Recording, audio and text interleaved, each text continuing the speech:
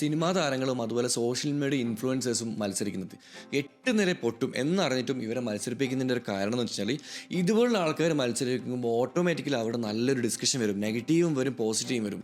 Negative ആണെങ്കിലും positive ആണെങ്കിലും discussion വന്നു കഴിഞ്ഞാൽ രാഷ്ട്രീയ പാർട്ടിക്ക് അത് ഭാവിയിൽ വലിയൊരു മെച്ചാണ്. ഇപ്പം എൻ്റെ സുഹൃത്തുക്കളായവരും അല്ലാത്തവരായിട്ട് ഒരുപാട് പേര് കേരളത്തിൽ മത്സരിക്കുന്നുണ്ട്. പൊട്ടുമെന്ന് അവർക്കും അറിയാം. പക്ഷേങ്കിൽ അങ്ങനെ ആരും സൗജന്യമായിട്ട് പോയിട്ട് മത്സരിക്കുന്നതെന്ന് തോന്നുന്നില്ല. ഇൻഫ്ലുവൻസേഴ്സ് ആരാണെങ്കിലും അവർക്ക് സാമ്പത്തികപരമായിട്ട് എന്തെങ്കിലും ബെനിഫിറ്റ് കിട്ടിയാൽ അവരൊരു വർക്ക് ചെയ്യുള്ളൂ. അങ്ങനെയാണ് സാധാരണ. അപ്പോൾ ഈ ഒരു കേസിലും ഇവർക്ക് എന്തെങ്കിലും കിട്ടുന്നുണ്ടോ എന്ന് എനിക്ക് സംശയം കേട്ടോ. അല്ലാതെ ഇട്ടുന്നില്ല പൊട്ടെന്ന് അറിഞ്ഞിട്ടും ഇവർ ജനങ്ങളുടെ മുമ്പിൽ ഒരു പരിഹാസ്യ കഥാപാത്രമായിട്ട് നിന്ന് കൊടുക്കില്ലല്ലോ. അപ്പോൾ ഇവരാണെങ്കിലും ഈ ഇലക്ഷൻ സമയത്ത് ഉപയോഗിക്കുന്ന വാക്കുകളാണെങ്കിലും പറയുന്ന കാര്യങ്ങളാണെങ്കിലും ഫുള്ള് നെഗറ്റീവായിരിക്കും. കാരണം ഇവർക്ക് മെയിനായിട്ട് വേണ്ടുന്നത് ഡിസ്കഷനാണ്. നിങ്ങൾ അവരെപ്പറ്റി സംസാരിക്കണം, അവർ ചെയ്ത കാര്യങ്ങളെപ്പറ്റി സംസാരിക്കണം. അല്ലെങ്കിൽ നെഗറ്റീവ് ആണെങ്കിൽ പോസിറ്റീവ് ആണെങ്കിൽ നിങ്ങൾ അവരെപ്പറ്റി ഡിസ്കസ് ചെയ്യുക.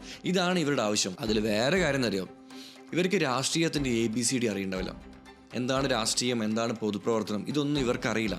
ഇവർക്ക് ആകെ ഇൻഫ്ലുവൻസ് ചെയ്യാൻ അറിയാം, ഈ പറഞ്ഞ പോലെ അഭിനയിക്കാൻ അറിയാം, ഇതൊക്കെ അറിയുള്ളൂ. അപ്പോൾ മുൻകാലങ്ങളിലാണെങ്കിലും നമ്മുടെ നാട്ടിൽ രാഷ്ട്രീയ പാർട്ടിയിലേക്ക് വന്ന പല സിനിമാ നടന്മാരും വലിയ സംഭവങ്ങളൊന്നും കാഴ്ചവെച്ചിട്ടില്ല. നിങ്ങൾ ഈ റിപ്പോർട്ടുകൾ നോക്കിയാൽ മനസ്സിലാവും ഇവരുടെ അറ്റൻഡൻസ് കാര്യങ്ങളൊക്കെ എങ്ങനെയായിരുന്നില്ല.